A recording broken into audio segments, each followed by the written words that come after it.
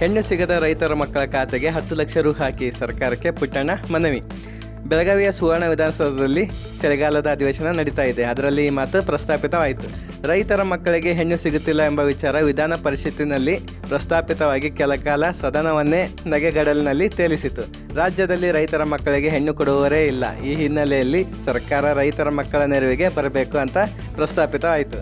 ಮುಖ್ಯಮಂತ್ರಿ ಸಿದ್ದರಾಮಯ್ಯ ಅವರು ರೈತರ ಮಕ್ಕಳ ಖಾತೆಗೆ 10 ಲಕ್ಷ ರು ನೀಡಬೇಕು ಎಂದು ವಿಧಾನ ಪರಿಷತ್ತಿನಲ್ಲಿ ಕಾಂಗ್ರೆಸ್ನ ಪುಟ್ಟಣ್ಣ ಒತ್ತಾಯಿಸಿದ ಪ್ರಸಂಗ ನಡೆಯಿತು. ಶೂನ್ಯ ವೇಳೆಯಲ್ಲಿ ಸರ್ಕಾರದ ಗಮನ ಸೆಳೆದ ಅವರು, ರಾಜ್ಯದಲ್ಲಿ ರೈತರ ಮಕ್ಕಳಿಗೆ ಹೆಣ್ಣು ಕೊಡುವವರೇ ಇಲ್ಲ.